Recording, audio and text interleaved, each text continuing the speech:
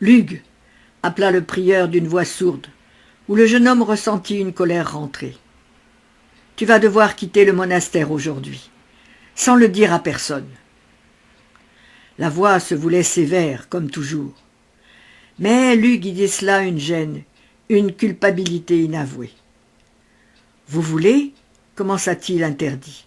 « Oui » reprit très vite le prieur, comme s'il se débarrassait d'un message encombrant. « Et ne me dis pas où tu iras. »« Mais je ne sais même pas » commença Lugue en se rendant compte qu'on le renvoyait de l'endroit où il habitait depuis 8 années et qu'il n'avait nulle autre place où se rendre, à part le castel de son enfance. « Tu ne peux pas non plus retourner près de ta mère, continua le prieur, comme s'il avait deviné sa pensée. Ta vie en dépend. »« Ma vie » s'exclama Lugue sourdement. « Écoute-moi, mon garçon. On dit que Dame Hélène va être obligée d'épouser son beau-frère. Un Anglais, cracha-t-il avec animosité. C'est un demi-frère de feu son époux, comme tu le sais.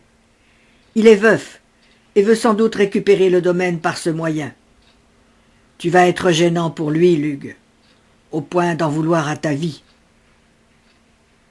Lugue savait que le prieur haïssait les Anglais et qu'il supportait mal leur présence de plus en plus envahissante sur le sol gallois. Il y avait donc fort peu de chances que sa mère puisse résister à une telle pression. « Même si tu es un bâtard, tu es aussi pour l'instant le seul héritier de Dame Hélène, qui est une Lévéline. C'est pour cela que ta mère t'a protégé durant toutes ces années en te plaçant ici, sous ma protection. Mais c'est aussi pour cela que son beau-frère veut l'épouser, pour récupérer ses biens. Il lui aurait mis le marché en main, l'épouser ou te perdre. » Lugue se mordit les lèvres, conscient que son existence était en train de basculer dangereusement, et qu'elle mettait également en péril celle de tous les habitants du monastère si on l'y découvrait. « Tu peux prendre un cheval dans l'écurie, et de quoi voyager. Mais fais vite, mon garçon, je ne voudrais pas que l'on retrouve ta trace jusqu'ici. » Un nom jaillit alors dans la tête embrumée de Lugue, un nom qu'avait prononcé sa mère autrefois. Camarthen et le magicien Pryderi. « Si tu es un jour en danger, va le trouver, mon fils, et fie-toi à lui. » Le prieur lui tendit une bourse et un sac de toile, et le frère intendant lui fit signe de le suivre jusqu'à l'écurie. Il choisit le cheval qu'il connaissait le mieux, une bête paisible et endurante avec laquelle il pourrait voyager sans crainte. Il le couvrit d'une couverture rapiécée et se changea lui-même dans la chaude odeur de l'écurie, avec les vêtements préparés par l'intendant, afin que rien sur lui ne vienne rappeler le monastère. « Va, mon garçon, sois prudent, où que tu ailles, » murmura le frère en lui ouvrant la porte de bois. Lugue se mit en selle en songeant que les événements ne lui avaient même pas laissé le temps de se préparer à ce départ. L'atmosphère était froide et neigeuse, et lorsque le battant extérieur de l'enceinte du monastère se referma, et qu'il se retrouva tout seul dans la nature, le bruit sinistre résonna douloureusement en lui, rejeté ainsi de tout ce qui avait fait son existence jusqu'alors. Il resta un instant indécis, sur le dos du cheval, en se demandant par où se diriger. Un corbeau s'envola alors devant lui, en croassant d'une manière étrange, et se posa sur une branche d'arbre comme s'il l'attendait. Lugue détailla les mouvements saccadés de son cou, et entra dans sa tête d'une façon incroyable. Il n'échangeait pas avec lui un langage à proprement parler, mais il comprenait facilement l'invite. « Suis-moi, je vais te guider. » Lugue secoua la tête en soupirant, devant l'improbabilité de communiquer ainsi avec un oiseau. Mais le corbeau attendait toujours patiemment. Puis il s'envola à nouveau, et Lugue se décida à talonner sa monture pour s'enfoncer à sa suite dans la forêt. Camarthen était au sud, et il allait pour cela devoir traverser toute la forêt et y passer la nuit.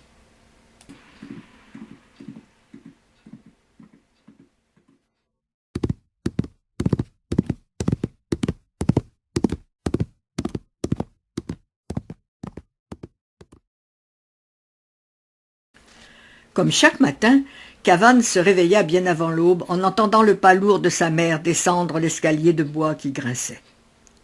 Il descendit à son tour pour aller ouvrir l'entrée de l'auberge. Puis il dégagea les volets intérieurs et alluma les lanternes au-dessus de l'enseigne. Il faisait encore noir au dehors. La ville était tranquille et silencieuse, et la lune et les étoiles brillaient dans un ciel sombre. Il buta alors contre un corps recroquevillé contre le battant, faillit tomber et jura tout haut. La forme se déplia lentement, ankylosée par le froid, et Cavanne découvrit un jeune garçon qui se battait les flancs pour réchauffer ses mains glacées. Il le distinguait mal dans l'ombre et grogna.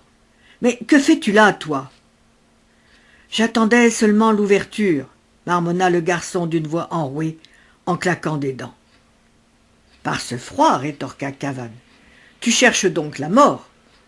Entre, tu n'avais pas d'autre endroit pour t'abriter ?» Il le fit entrer dans la salle en constatant que son inconnu pouvait avoir 14 ou 15 ans. Sa capuche rabaissée révéla un visage encore imberbe, de longs cheveux blonds et des yeux clairs, si particuliers que Cavanne se sentit tout à coup intimidé, sans pouvoir s'expliquer pourquoi. Lorsque le visiteur rejeta sa houppelande humide, Cavanne aperçut un poignard enfoncé dans sa ceinture, et le manche ouvragé lui parut de bonne facture. Il était bien vêtu, à en croire le tissu de la tunique et des chausses, ainsi que la cape fourrée.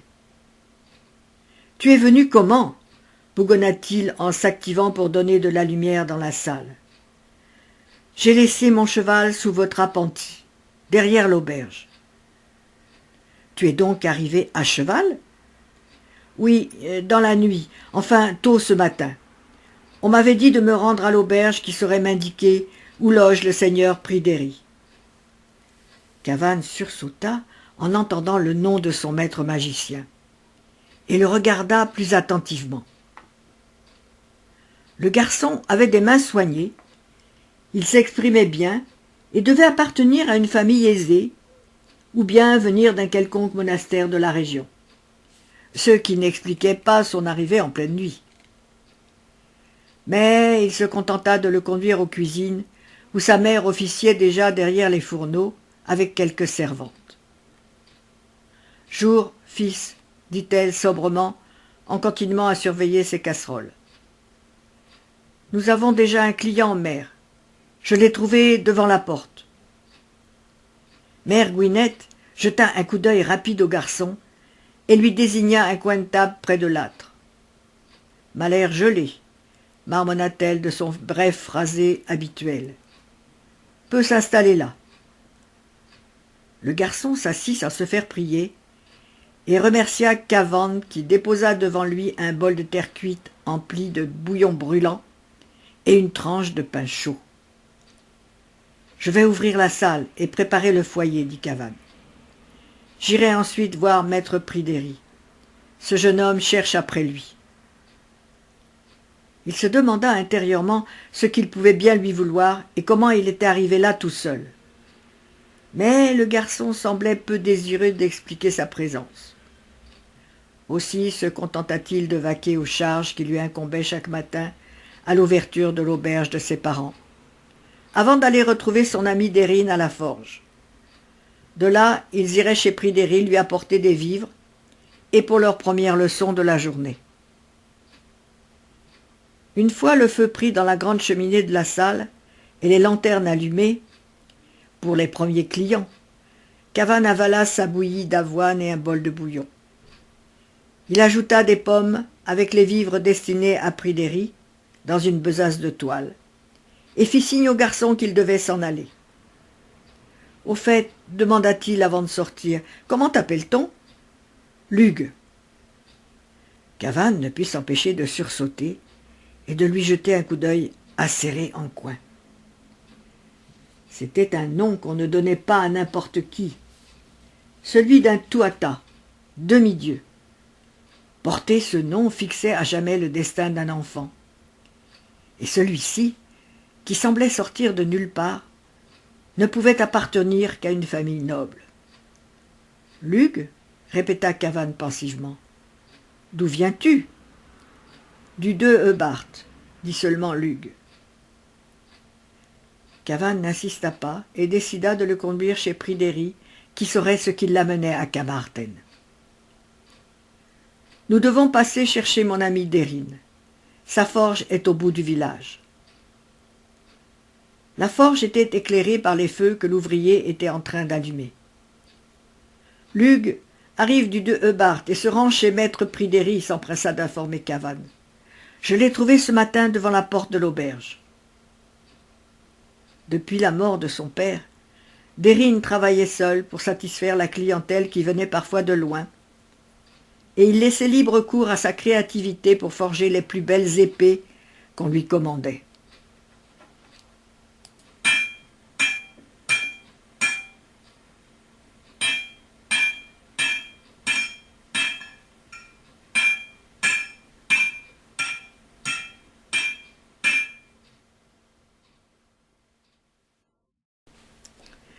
Il contournait la colline, courbé contre les rafales qui soufflaient un air humide, lorsque quelque chose les fit sursauter, et Dérin mit sa main sur le bras de Cavan pour l'arrêter, en lui faisant signe de ne pas faire de bruit. « Regarde là-bas » chuchota-t-il à son oreille en le repoussant contre un arbre. Une forme indistincte, fumée, halo oscillant, venait de surgir en face d'eux de l'autre côté de la colline.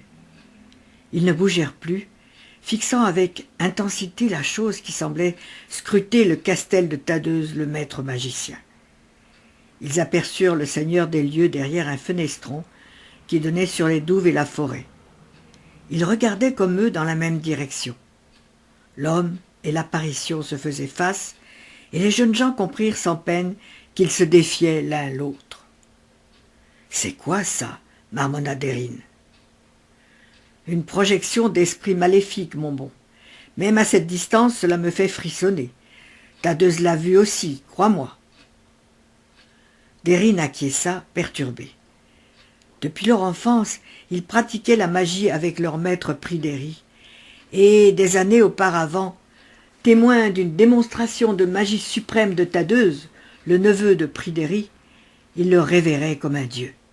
« Crois-tu qu'il soit en danger ?» murmura Dérin en montrant le castel d'un mouvement de tête.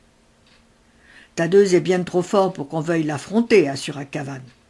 « On dirait pourtant que cette chose-là le défie, » répliqua Dérin contrarié. « Comment peut-elle s'attaquer au maître des magiciens? Il va la pulvériser. » Mais, contrairement à ce que pensaient les deux jeunes élèves de Pryderi, la silhouette tenait bon, et ils se regardèrent alarmés. « Elle est bien plus résistante qu'on ne croit. »« On va joindre nos forces à Tadeuse et voir ce qu'il se passe, » proposa Dérin. Bien campé sur ses pieds, il leva sa main vers l'ombre qui s'était arrêtée et oscillait légèrement dans le vent du petit matin. Grâce à l'enseignement de Pryderi, il était déjà puissant, après des années d'exercices répétés, de concentration et d'étude. Mais la force qu'il lança contre la silhouette évanescente fut arrêtée dans son élan, repoussée, et elle lui revint avec un ricanement sourd qu'ils entendirent nettement, incrédules.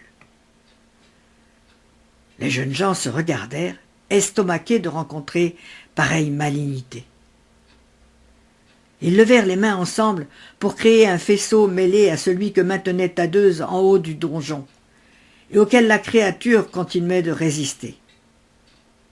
Puis, d'un seul coup, elle changea de direction et vint vers eux, dans un tourbillon ravageur qui passa à travers leur corps et les renversa. Étourdis, ils restèrent étendus à terre, sous le souffle puissant, et perçurent nettement le grondement de colère qui envahit leur tête. Ainsi courbés, ils ne virent pas Lug lever les bras, paume tournée vers le brouillard tourbillonnant en le défiant à son tour. La forme trembla, vacilla, et s'évanouit dans l'air au-dessus d'eux. Là-haut, Tadeuse avait disparu lui aussi. Ils se relevèrent, furieux et angoissés, car c'était la première fois qu'ils assistaient à pareil phénomène. Il faut dire à Pryderi ce qu'on vient de voir, marmonna Cavan d'une voix mal assurée et dépitée. Mais il y a autre chose, ajouta-t-il plus bas, en désignant leur étrange compagnon. Lug n'a pas été renversé par cette chose. Il est resté droit devant elle, sans aucune peur. Et je crois, non, je suis sûr que c'est lui qui l'a chassé.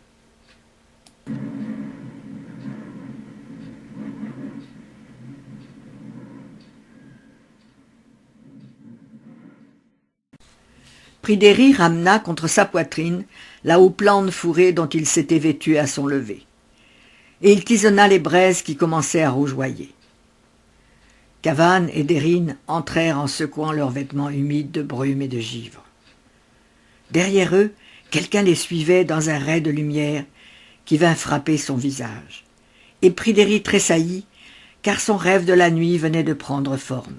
« Maître » s'inquiéta Cavan en voyant son visage. « Est-ce que tout va bien ?»« Oui, oui, marmonna Pryderi en tournant son siège vers eux pour mieux les voir. « J'ai trouvé ce jeune homme grelottant à la porte de l'auberge à l'aube. Il voulait vous voir et vous apporter un message, » expliqua Cavan. Le magicien se leva et vint près d'eux pour mieux examiner l'inconnu. « Qui t'envoie » demanda-t-il en cherchant à pénétrer ses traits. « Personne. Enfin, ma mère m'a remis autrefois un message écrit pour vous. »« Bien, je le lirai tout à l'heure. Entrez et fermez cette porte. Le vent est glacial ce matin. »« Comment te nommes-tu ?»« Lug, messire. » Pryderi se figea, debout contre la table où il s'appuya, et il fit signe au visiteur de s'avancer pour mieux le voir. « Qui est ta mère, jeune homme ?»« Dame Hélène de Landarcy. » À leur grand étonnement, Dérine et Cavan virent Pryderi chanceler un peu, et ils se précipitèrent pour le retenir. « Êtes-vous souffrant, maître ?» s'inquiétèrent-ils. « Ce n'est rien, » répliqua Pryderi en reprenant son souffle. « Juste un léger malaise. »« J'ai apporté du pain chaud et du bouillon, maître, » dit Cavan en cherchant une écuelle et un plat en terre cuite. « Alors, asseyez-vous tous pour manger avec moi. Que désires-tu de moi, jeune Lug ?» reprit-il d'une voix plus ferme. « Devenir votre élève, maître, » répondit calmement Lug. Dérine et Cavan se regardèrent interloqués, puis considèrent Pryderi qui ne prenait plus d'élèves depuis longtemps. Il réfléchissait intensément en regardant Lug et en sondant son cœur. Le garçon restait calme, ne semblait pas impressionné, et ses pouvoirs de magicien découvrirent une personnalité qui le troubla. « Tu peux te joindre à nos leçons si tu le désires, jeune Lug, » décida-t-il alors. « Je n'enseigne plus de nouveaux élèves, et je me contente de perfectionner Dérine et Cavan. » Lug inclina seulement la tête avec respect et sourit avec un soupir de soulagement. Il n'avait encore rien dit de sa vie passée, ni pourquoi il était là. Et l'acquiescement soudain de leur maître intrigua les deux jeunes gens vers qui Pryderi se tourna. « Parlez-moi donc de ce qui vous a effrayé ce matin en venant. » Dérine et Cavan, embarrassés, essayèrent alors d'expliquer le phénomène qui les avait terrassés. « Lorsqu'on a essayé de le chasser, comme vous nous avez appris à le faire pour les mauvais esprits, il est revenu vers nous avec une sorte de grondement, nous a traversés en nous heurtant comme s'il était réel et nous a renversés. Puis il a disparu subitement. » Pryderi regarda alors Lug qui ne disait rien et l'interrogea silencieusement. Le garçon hocha seulement la tête en réponse à sa question muette, et Pryderi ressentit une exaltation intérieure qu'il n'avait pas connue depuis longtemps. « Ne vous attardez pas et retournez au village. Lug va s'installer puisqu'il désire rester parmi nous. Revenez ce soir. » Les jeunes gens partis, Pryderi sortit le message que lui avait remis Lug. « Derrière cette porte, tu trouveras d'autres pièces. Choisis l'endroit que tu désires. Je vais lire ce qu'écrit ta mère. » Lug obéit sans mot dire, et Pryderi ouvrit le cachet de cire du parchemin et le déroula. C'était une belle écriture de quelqu'un d'instruit, un parchemin de prix, et les larmes lui montèrent aux yeux à l'évocation de celle qui le lui envoyait. Lorsque Lug revint dans la salle, Pryderi paraissait dormir, la tête appuyée contre le dossier, mais de grosses larmes coulaient sur ses joues fripées, et Lug s'alarma. « Monseigneur, quelque chose ne va pas ?» Pryderi ouvrit les yeux pour fixer intensément son jeune visage, qui lui rappelait maintenant celui de sa mère, et il lui prit la main. « Viens t'asseoir près de moi, fils, nous devons parler. Est-ce ta mère qui t'a remis ce message en t'envoyant ici ?»« Oui et non, messire. Elle l'avait confié au prieur du monastère lorsqu'elle m'a envoyé étudier. Et c'est lui qui me l'a donné il y a quelques jours, alors que je venais d'avoir 14 ans. Elle m'avait seulement dit de venir vous trouver si j'en éprouvais un jour le besoin. C'est tout ce que je sais, monseigneur. » « Tu n'as donc pas lu le message, puisque le cachet de cire était intact. » Lug hocha la tête, surpris. « Je dois donc à mon tour te révéler quelque chose. J'ai en effet connu Dame Hélène il y a tout juste 15 années, alors qu'elle m'avait fait appeler pour la soigner. Et, eh bien, je suis resté auprès d'elle quelques mois, sans pouvoir me résoudre à la quitter. Lorsque j'ai dû partir, elle ne m'a jamais fait part de ses espérances, ni jamais révélé ensuite qu'elle avait eu un enfant, sauf dans ce message que je viens de lire. Et je découvre, tout comme toi aujourd'hui, que tu es mon fils. Ta naissance n'est pas entachée de honte, Lug, comme tu as pu le croire. Elle n'a sans doute pas voulu s'imposer dans ma vie de magicien et de guérisseur, alors que... » Pryderi n'acheva pas, le visage empreint de tristesse à l'idée de ce qu'il avait perdu et de tout ce temps où cet enfant avait dû en vain imaginer son père. Lug se figea, abasourdi par ce qu'il découvrait à son tour. Toutes ces années, il avait ignoré qu'il avait un père encore vivant, et rien ne l'avait préparé à découvrir qu'il était ce magicien dont la réputation était grande dans le comté de Dyfed. « Reste auprès de moi, Lug, autant qu'il te plaira. Je peux t'apprendre beaucoup de choses, et tu pourras ensuite choisir ta voie et ton destin, en accord avec les dons que tu possèdes. Mon temps est compté désormais. Je serai heureux de te consacrer les années qui me restent. » La porte s'ouvrit alors sur le maître magicien Tadeuse, qui s'encadra sur le seuil. La grande silhouette barrait l'ouverture qui donnait sur la colline, et Lug regarda curieusement l'homme, impatient de rencontrer celui dont on narrait les exploits aux veillées.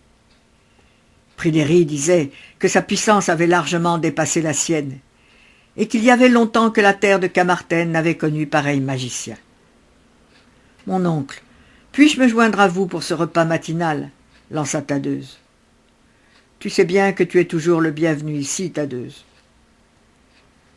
Tadeuse laissa son épée sur le banc et se débarrassa de sa cape de chevauché et de ses gants humides pour s'asseoir à la table en face de son oncle. « Pouvons-nous parler ?» fit-il en désignant le jeune garçon qui se tenait derrière Pryderi. « Oui, Tadeuse, mais je dois d'abord te présenter quelqu'un. » Il fit signe à Lug de s'avancer, et le jeune garçon vint en pleine lumière devant Tadeuse qui se raidit un peu en le regardant. « Qui est-ce? Un nouvel élève ?» Pryderi garda le silence un instant, puis il prit la main de Lug. « Pas seulement, dit-il enfin. Lug est aussi mon fils. »« Lug, ton fils ? Mon oncle, vous ne m'avez jamais... Non, Tadeuse, je ne t'en ai jamais parlé, pour la bonne raison que je ne savais pas moi-même que j'avais un fils. »« Ah » s'exclama Tadeuse en haussant les sourcils. « Cela se peut-il ?»« Mais oui, » rit sourdement Pryderi. « J'ai rencontré sa mère en allant la soigner. Je suis resté quelque temps auprès d'elle. Il y a de cela... Quel âge as-tu, fils ? 14 ans, messire. Il y a donc 15 années de cela. Je ne suis jamais retourné la voir. L'occasion ne s'est pas présentée. Qui est-elle? Demanda Tadeuse brièvement. Une Léveline, Hélène Hab Gruffydd ap Lo. Je vois, siffla Tadeuse entre ses dents en regardant mieux le jeune garçon qui se tenait devant lui, sans bouger et sans peur. Aurait-il hérité de tes dons, mon oncle? Ajouta-t-il plus bas. Sa mère le croit. C'est pourquoi elle a préféré me le confier, si on la force à se remarier, pour le protéger. C'est prudent, admit pensivement Tadeuse. Les Anglais pourraient vouloir l'oxyre pour garder la mamie sur son castel. Et qui l'a nommé ainsi? Ajouta-t-il en faisant allusion au nom du plus grand des demi-dieux Tuatha Dé Danann. Difficile à porter. Cela lui va à merveille, tu peux m'en croire, reprit Derry. Mais ce nom risque de peser lourdement sur sa destinée. Vous avez vu cette forme de brouillard, n'est-ce pas? Demanda alors Lugh en s'adressant directement à Tadeuse, qui sursauta. Je l'ai vu aussi. J'étais avec Derryn et Cavan, qui ont essayé leurs dons. Mais ils se sont fait renverser par un souffle puissant. Pryderi se mit à rire sourdement, et Tadeuse se renfrogna. Il n'aurait jamais dû intervenir. C'est un phénomène maléfique, et c'est ce que je venais vous apprendre, mon oncle. Un nom a été soufflé dans mes rêves. Bose, ce maudit sorcier qui hante la tête de ton frère, marmonna Pryderi. Comment le savez-vous? S'inquiéta Tadeuse. Il est entré aussi dans mes rêves, cette nuit,